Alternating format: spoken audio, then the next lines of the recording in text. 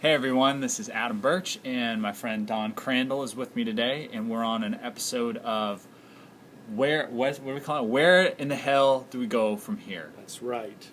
And here's the idea. There's a lot of people online, you see a lot of blogs and video logs of people talking about reviews of movies, and we love those. We love movie reviews. And sometimes you get a little bit of what they think should happen next. In the next movies. Right.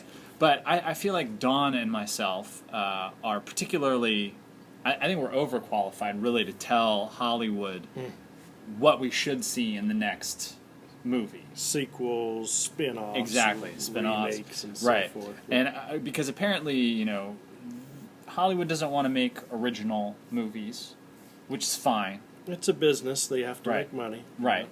And, being writers and an actor myself, I know that creating original material is hard. So screw that. We're just going to talk about what we want to see in sequels and spin-offs and that sort of thing. Or, adaptations of popular fanboy material. Exactly. I mean, not unlike some other, fanboy reviews and that sort of thing out there, but we're really going to talk about this is what they should do. And I think if the studios listen to us, they'll have box office gold on their hands. There you go. We won't see a plunge into the dark ages when just sort of medium budget movies are made. That won't happen if they listen to us. If they do. So today we're talking about Man of Steel, and then a possible Justice League movie spinning off of Man of Steel or The Dark Knight. Right. So we're not here to complain about what we liked or what we didn't like about Man of Steel and how many people died and so forth. You've seen that. And the many endless buildings falling and you've seen that. Guys crashing into each other and Superman killing. Right. Because those are all the same online. Everyone seems to have the same complaints. Superman should not kill. And some people think, he was justified in killing. So whatever. We're going to skip that. We're going to go right to what do we want to see. So what do we want to see from Man of Steel 2, Don? Man of Steel 2? Yeah, what do you want to see? Pitch me what you would make. Okay. Well, first of all, we'll go back to Man of Steel 2 in a moment, but I would rather they just skip Man of Steel 2 and go into the Justice League. So you would go straight. You wouldn't do a Man of Steel 2. You'd go straight to Justice League. Yeah, they were talking about kind of doing reverse what the Avengers and Marvel did, where they would do a Justice League movie first, and then, depending on which characters were popular out of that, they would get their solo films. I totally agree with that. I mean, I think Marvel has already staked out the claim first, and excellent model. Let's make each one of these characters their movies, and then the Avengers the big movie. But I'll tell you that I think the mistake in that for DC is Marvel's already done it. Right. And every time I went to go see one of those movies, all I thought was like, Captain America's good, but I really want to see the Avengers movie. That's what I really want. Thor, it was okay, And I also think that the DC movies, if you spun off with like a Flash and a Green Lantern right away, like we saw how well the Green Lantern movie did, right? You run the risk of having those individual movies fail and then stymieing the whole the big picture thing, and then we don't get to see it at all. Right. So, the Green Lantern, they can't seem to, they just can't seem to do anything other than Superman and Batman and do it well and make money. Jonah Hex and Green Lantern and Catwoman. Jonah Hex. So let's just cut that. My opinion is let's cut right to it. Justice League. So here's a question then. Dark Knight Batman? Is it Dark Knight? Do you want Dark Knight Batman? Nolan Batman? I mean, Christian Bale has just come out and said, nope, no more Batman for me, not doing it anymore. Right. I honestly would not mind Joseph Gordon-Levitt doing it, especially since if it's a Justice League movie, you don't have to spend as much time with Batman. You can just jump right in, and he's got the suit on, and he's Batman. He doesn't need to be Bruce Wayne and be the billionaire. So we just see him as Batman, and we don't ever see him in his civilian identity. No, but you don't need to do a Batman storyline. it's a Justice League storyline. I wouldn't mind seeing him. I wouldn't mind also doing something which is a little more kid-friendly this time. Some maybe a happy medium between Tim Burton's 2 films and Nolan's films, somewhere right in the middle there. Well, here's where I'm going to disagree with you. I think the Batman we see is Bruce Wayne. Okay. I think it is the Dark Knight Batman, Okay. just not Christian Bale. It's see. i.e. everything in the Dark Knight has happened, but instead of it being sort of this close-ended thing, it's Batman. That's we see Batman, we see Bruce Wayne, we know it's Bruce Wayne. Okay. They can get a different actor. It's still in that same sort of very real-world feeling that we've established from like the Nolan verse, and it's Batman. We don't we don't need to worry about what happened at the end of the third movie. It's him, and I think. I get what you're saying with a sort of lighter tone, because that seems to be one of the things that people are kind of negatively reacting to, especially with Man of Steel, because Superman's such a bright character. I think the tone you shoot for is the Nolan-esque verse, but using the animated series Justice League as a sort of model. That takes place in the real world.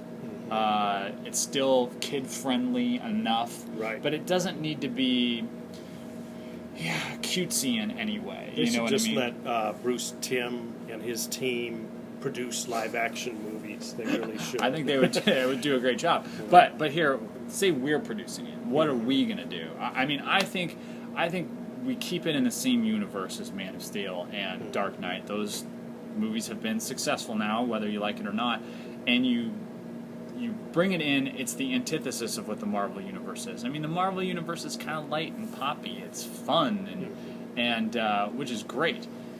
But DC has an opportunity, oddly enough, to be the real world sort of. I guess, yeah. Of the superhero genre. So keep it in the real world. That doesn't mean don't have fun, at all. Right. But you can still have some humor and interplay between the characters and that sort of thing, but keep it as adult as possible without going adult. Right. That's fine. So okay. Well, the other idea is to do. See, I know we need to get back to the Man of Steel 2, and we will in a moment. But I'd like something else next. If there's not a Justice League movie, a Batman and Superman team up, or Batman versus Superman. So we want to team up. Yeah, that's what we want. I think the best way to reintroduce Batman is through a Justice League or a team up with Superman. I agree. That's the way to introduce It's kinda all like- the other characters. Kind of like with the Star Treks, Kirk is in there with Picard, and it's sort of the training wheels, and Leonard Nimoy is in there with this new cast for J.J. Abrams' movie. But anyways, Batman and Superman or Justice League. So you're saying that I want to see that more than Man of Steel Henry 2. Cavill would be the William Shatner of I guess. the Justice League. That's a weird comparison. He gets top billing. Yeah, Henry Cavill will need a girdle to hold in his muscles That's as right. opposed to girth, I Right. suppose. Right. Well, let's talk plot then. That's what we're here to do. We're going to pitch Man of Steel 2? Let's do Justice League first, because okay. we decided we want to team up. So, do you have a Batman Superman idea? Basically, I got to plug Bruce Timm, his world's finest 3-part arc in the Superman animated series. Where the Joker captures that dragon of kryptonite Joker. and is gonna and wants Lex Luthor to pay him to kill. Right. Well, just what they did with Superman, Lois Lane, Right. and Batman. That Lois Lane has a love crush on triangle. Bruce Wayne and Superman, Right. How they're but at doesn't odds for a like while. Batman and doesn't like Clark Kent. No one ever did it better than that. I love that. Use that as your template for a Superman and Batman first pairing. I think that's an excellent template, although, obviously they can't just copy it. But I think what you do is kind of similar to what my Man of Steel 2 idea would be, is that... Here we go, Man of Steel 2. But here's what I would do. Superman, Batman, right? In the wake of Man of Steel, I think it's a reasonable assumption that the headlines on the newspapers the next day would not be Superman saves Metropolis or saves the Earth. I think the headline on the newspaper is going to read Alien Invasion Right. destroys city. I think that's what the headline is, and Superman is now a divisive kind of character amongst at least the human populace. You know, there's those that kind of witnessed him stopping General Zod from killing them, and those are the people who, you know, want Superman and believe that he's a good person. But I think there's got to be a strong contingent in the government as well as the populace that this guy's a threat. He could, like, flick us with his littlest baby finger, and, you know, and we would just explode. The Earth would crumble into a million pieces. Right. So I think to that end, what the government does is they have maybe some various shadow factions or something, and they start contracting with folks like LexCorp and folks like Star Labs. and Wayne Enterprises, and you have those things. Right. And to that end, they are trying to come up with a contingency plan to stop Superman. And I think Lex Luthor is involved in that, and I think Bruce Wayne is involved in that. Okay. And I think initially you have Batman on the side that Superman is a threat to. See, that's kind of the opposite of Frank Miller's Dark Knight Returns, and that's kind of interesting. You do this reversal of That Superman's working for the government, Yes, no, it's and the Dark opposite. Knight is, you know, he's That's interesting. He's a stooge for a government. Well, I mean, here's the thing about Batman is, you know, Batman might be working on his own for that kind of thing. I think Luthor definitely takes advantage of the government Right. and takes care of their resources. You know, and then to that end, what happens is they create some way to stop Superman, Metallo, right. or something, you know, probably kryptonite powered, but through that create a threat that is greater than the threat they're trying to neutralize, and Batman would have the realization that this guy's a good guy, Right. and then they have to team up to then take down the threat that they have caused. Or even Doomsday. I mean, I followed the whole Doomsday versus Superman when it was first there, the death of Superman. It's still vague to me what Doomsday's origins are. Do we need to adhere to his origins? I thought he was a Kryptonian experiment, or he was like a Kryptonian thing that, like, you know, only got stronger the more he got, like, the more pain he went through, and but he was from Krypton, right? I don't even know. I think Kevin Smith's script had kryptonite for a heart, and liquid kryptonite beating through his veins. Wasn't he like a giant spider? Kevin Smith's? Oh, he didn't. treatment? I don't think Kevin Smith did that one. Maybe. Remember, that was the whole thing. It's the giant spider was the in Man of Steel. right, and then he said, "Hey, are they doing this just for me? That there's a Yeah. giant spider in this movie?" But- John Peters or whatever. The producer. But regardless, I think Doomsday is right up the alley of Zack Snyder. You know what I mean? I think Demolition, superpowered fights. I think you're right, but I think in a bad way. I mean, I definitely want to see less of that, more character development. And if you have Batman and Superman, that's the fun interplays, the personalities between them, and the sort of relationship that they form, being so different but equally heroic, kind of in their own ways. Right. But here's what I would do for a Justice League movie, because here's my pitch, because a Justice League movie, I think it's pretty obvious what most people want to see, and I think Warner Brothers could do the obvious, which is you rip off the Avengers, and instead of Loki being the alien invasion, and here's the tricky part, is that the good thing about the Marvel structure of how they've done stuff, introducing characters before then having the big team up, is that you would have Lex Luthor, getting arms from, like, Darkseid intergalactically, and then of course, the heroes are first at odds with each other, and then they have to team up, and Darkseid invades, and they're running all over the city, just like in the Avengers. That would be the no-brainer sort of way to do things. But here's my pitch, which I think is a slightly different, slightly unique idea. Is that you start the movie and you have Aquaman reveal himself as, there's this kingdom under the sea that we didn't know about, and he starts attacking people, attacking humans, which would bring like Wonder Woman out of hiding, because if she's on some remote island, Paradise Island, Themyscira, it would bring her out because it's interfering with her people. She has to go to the UN or whatever. Superman would obviously come out of the woodwork to stop that kind of stuff. Right. And then, of course, Batman would be involved. And I think you still have that tension between Superman and the military and the government or whatever. Right. But they need him now that Aquaman is attacking and, hitting the East Coast with tidal waves and that sort of thing. But Aquaman isn't the big baddie. What you realize is that somehow, in the attempts again to stop Superman or, mitigate any damage or defenselessness that the Earth would have against an extraterrestrial invasion, what they've done is they've awoken something deep within the Earth, like kind of the Pacific Rim route. Oh, right. And that's what Aquaman's rebelling against, And then you have these monsters come up out of the ground, and the Justice League needs to team up to take out these big ass monsters. Right. Well, you want to see Superman fighting a big monster at some point, or a robot or something. Right.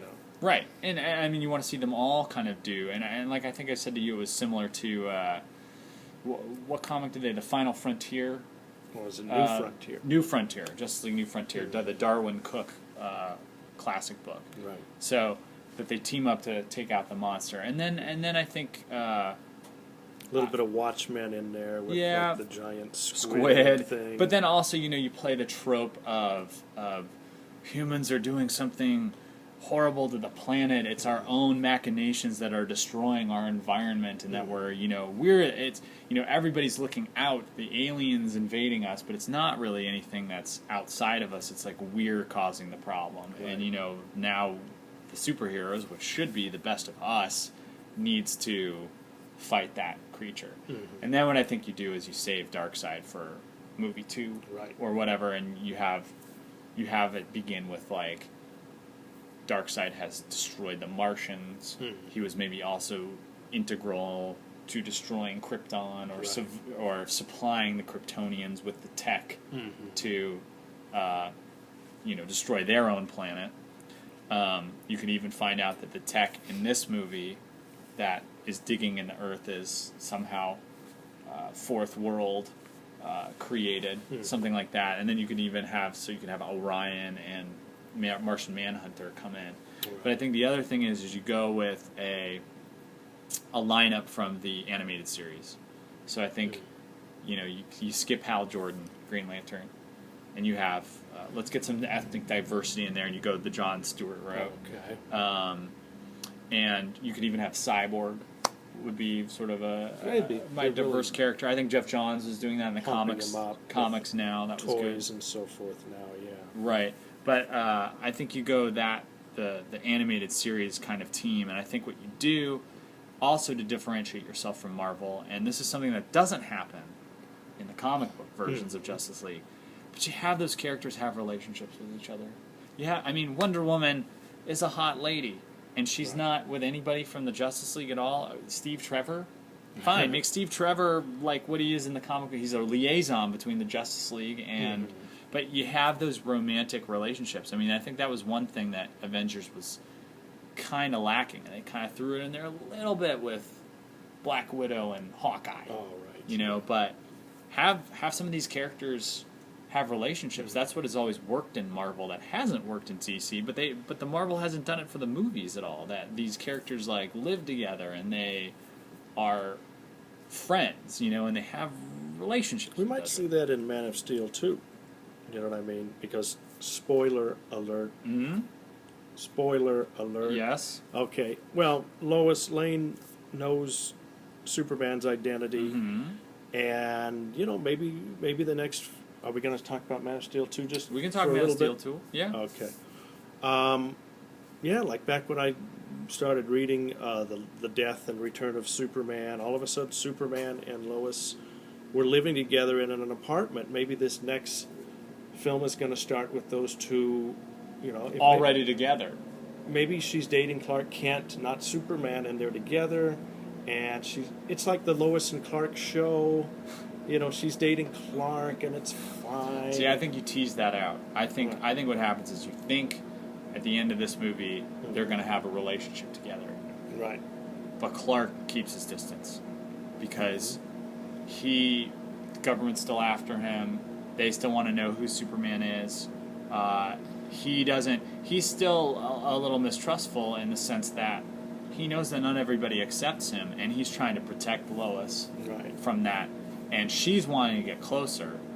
And, you know, when she's put in danger halfway through the movie or whatever, Superman says, I can't do this anymore. We can't even have a relationship because it puts you at risk. It puts you in danger. Right. Only then to have at the end of the movie him realize life's too short. You know, she's the only one who understands him. Then they get together. Right. There was some of that in the Dark Knight movie, right? Where his girlfriend, Rachel. Yeah, Gyllenhaal was. Or Katie Holmes. Katie Holmes in the first one, and Maggie Gyllenhaal in the second one. Right, where they dealt very, very strongly with that. It kind of only been hinted in other superhero live-action films, but they really dealt with the dangers of the superhero having a girlfriend and the villain knowing about it. Right, and she gets killed. Right. She dies. But, which is awesome. Right. It's awesome. Partly because that character started to become so... Oh, no. Bruce, don't make me your one... Okay, shut up. Okay, so you're saying that we've seen that before, so then maybe they'll do it again kind of thing? Yeah, probably. Well, and I mean, I guess, you know, you could do with, like, the animated series, you have Hawkgirl and Green Lantern have kind of a relationship. Oh, yeah. Yeah, if they even do them. Maybe they should just forget Green Lantern altogether for at least one film and decide what they're going to do. I personally wouldn't have a problem with Ryan Reynolds coming back. I actually kind of liked him in the role, but the rest of the film was very cartoony, and the villain was really weak. But I thought Ryan Reynolds was fine. If he's just back in a supporting role, kind of like Hawkeye or Black Widow was in the Avengers, I'd be fine with that. Don't get me wrong, I have no problem with Ryan Reynolds either, although the movie was crappy. And partly because, you know, they tried to go this sort of fun, cartoony route, but it was too goofy. And it was it was not written very well. I don't have a problem with Ryan Reynolds either. I kind of sit there and We're talking about Justice League again. Yes, we are. This talk was very structured. It started out very structured, but you look at the team with Hal Jordan on it, or Kyle Rayner for that matter, whom I like a lot. Kyle Rayner is my personal favorite Green Lantern. And it's a bunch of white dudes. You know what I mean? Like, you have a pretty vanilla team, and then you go, you're one ethnic or diversity person. And I mean, I'm not that everything has to have diversity or not, but I think it adds to it. But then you have like Martian Manhunter, you know, voiced by Carl Lumbly. You know, it's like clearly an African American voice. But you make that the one diverse person, it's like an alien with either who's totally CG'd or a bunch of makeup or something. Right. So yeah, I like to have a little more. You know, I think you can cast Hawkgirl. You could cast someone who's Latina or Asian or you know what I mean. You could go anywhere. I think the voice actress was Latina. Was she? I think so. Yeah. Look it up. Interesting. Good move. Once again. She had an accent. They made her a redhead, right? Because remember in the second season she would take her mask off and she never wore it again. She was a redhead. Right. Okay. Okay. Point being is, I think, you know, you have some leeway with those characters. I mean, even Kyle Rayner, because they've said he's like Hispanic or part Hispanic. Whereas, you know, it's harder with a character like Wonder Woman, where she's very clearly visually established as a Caucasian person. Right. You know, I think people would be a lot more upset if you changed Like that cast person. Beyonce as Wonder Woman. Which would be fine. Which would be actually not a bad casting if you're going Right. to go. I had heard that there was some rumor a few years ago. Oh, really? Yeah, but I don't know. You never know. Beyonce as Wonder Woman? Wonder Woman. All right. Well, I kind of gave my pitch. I mean, do you have a story pitch for, like, Man of Steel 2 then? Not much. I just think that I wouldn't be surprised at all if Supergirl, Kara, however you pronounce Kara it, Zor-El. is going to show up because apparently they hint at it with the original 20,000-year-old ship that's there and an empty cryo tube. Right. You have to read the prequel comic in order to understand Right. that, because otherwise it seems like a terrible plot hole. Right. You go. The ship was buried in the ice for 20,000 years. Well, it's why they have the S. And there's a Superman suit waiting for him in It's there. the How House the hell of- did that get there? It's the House of L suit from her family line. Right. But And apparently, 20,000 Kryptonians 20,000 years before used color in their outfits, whereas the Okay. modern Kryptonians only wear black suits. oh, there you go. Right. Okay. Remember, because General Zod and even Jor-El, they're all in like They're black kinda or whatever, black. and then Superman puts on his suit and it's like blue and red and Right. gold. That's about it. I think they got rid of the gold. Really, there's a little think gold so. in Okay. the S or whatever. But yeah, Zack Snyder coming off of Sucker Punch, which is a whole bunch of Supergirls on the screen. I think they would. He's probably interested in doing that, and it probably could not be any more different from the 1984 Helen Slater movie. movie. Which This is a would classic. be badass Supergirl, but I'd be down for that. What's her role? Oh, well, it would probably, again, emulate what they recently did in the comics with Supergirl coming back, and there's the question of, is she evil or good? She's confused. She doesn't know whose side she should be on, so I'm not going to. But anyways, yeah, that's So she comes out as sort of a villain at first, where he has to kind of stop her. That was in the comics, and then they adapted it in the Superman Batman Right. The was direct-to-video movie. Apocalypse. Apocalypse, that's what it was. Right. I've read that story. Michael Turner drew it. The late Michael Turner, who was a fantastic artist. Right. Yeah, I could see that. I'm just sort of thinking. I mean, here's my pitch for Man of Steel 2, and I mean, it's probably not too different All right. from what I've already said. So, government contracts Lex Luthor to take down Superman. Lex Luthor creates Metallo, powered by kryptonite. That was your Batman and Superman. See, I'm Batman just could either be in recycling this the ideas. or not Right. in this. See, It's this is doesn't gold matter. either way, with or without Batman.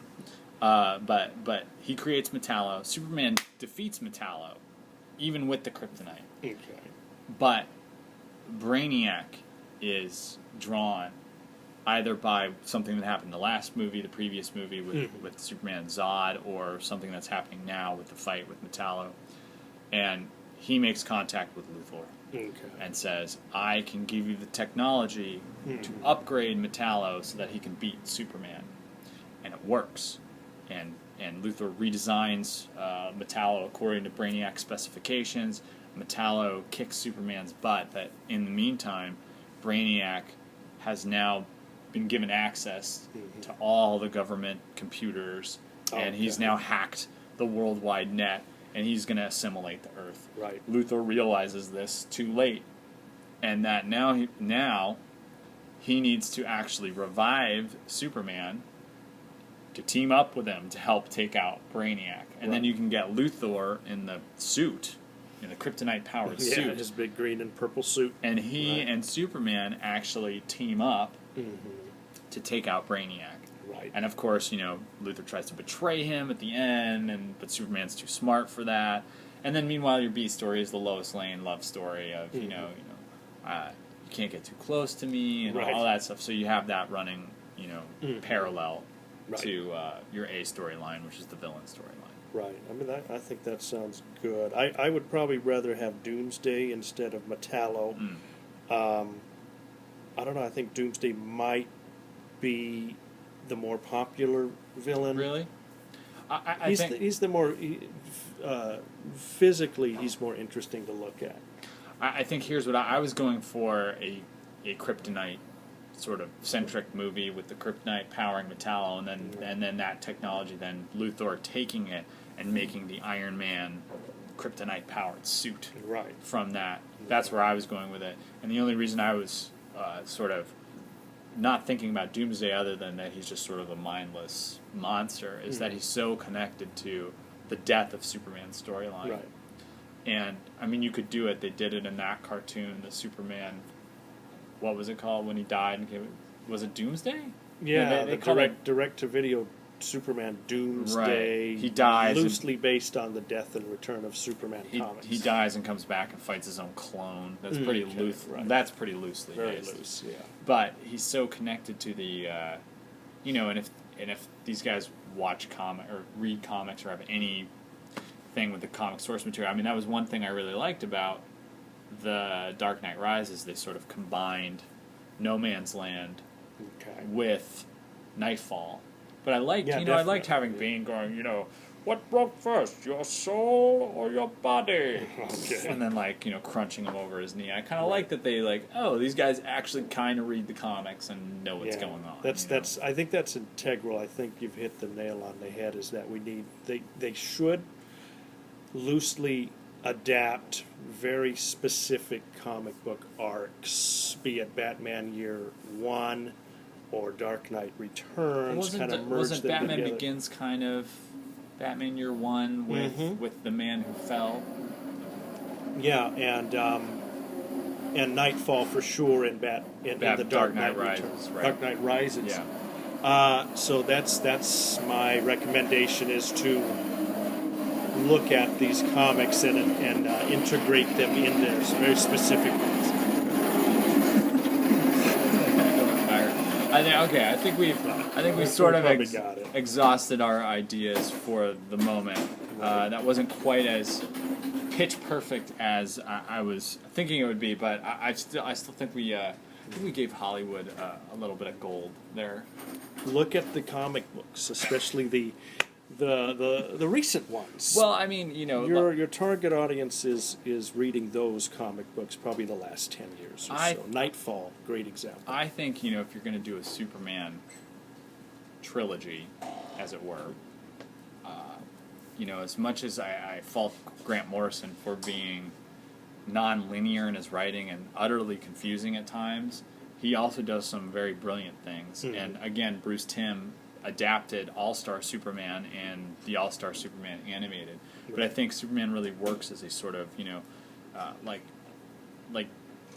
we've gone to the nth degree with this Jesus parallel already now with Superman.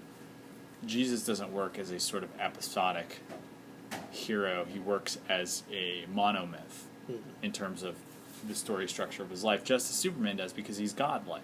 Right. And so you have Superman at the end of All-Star Superman sacrificing himself to save the sun, Earth's sun. Mm-hmm.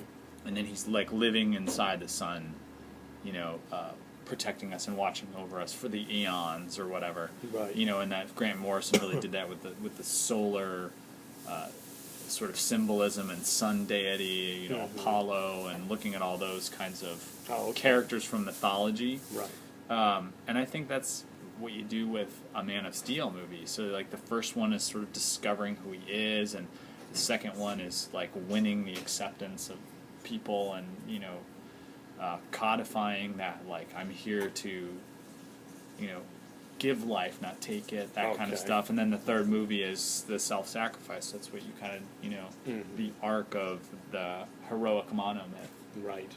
And I think that's where you go with the third. But you leave it open, of course, for Justice League. Yeah. Well, Justice League happens in between. Yeah. Now and I guess this will probably be my final comment, is that the dilemma. We all know that Warner Brothers is the only studio putting out DC Comics movies, and so they can only at most put out one every couple of years. It'd be great if they did at least one a year, like Paramount / Disney now is doing for the Avengers tie-ins.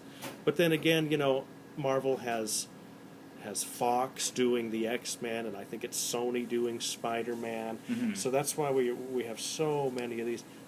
Because the properties are sold across a number of studios rather than just solely belonging to Warner Brothers. So what are you saying? You give have its own production company and just turn out DC movies? Maybe, or license it to some other company. I can tell you that's not going to happen, but because all the other companies are doing Marvel movies, So, but yeah, one a year maybe.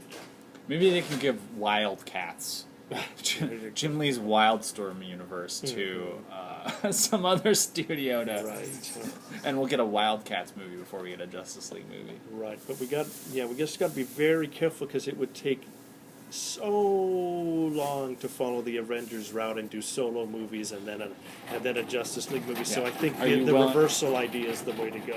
Yeah, are you willing to wait through a Flash movie and a Lantern movie and a Wonder Woman movie? I know, just to get to a Justice League movie. Probably not. I'm getting impatient. No. Well, I mean, look. They want to make their money. Make the money now. This, do the team movie. That's what people want to see. These huge blockbuster movies are what recoups their losses internationally. It's the international box office that's driving, these decisions. Well, I mean, this is a no-brainer. Just start doing Justice League. There's a reason why the attempts at a Wonder Woman franchise have floundered over the years, because Wonder Woman is not an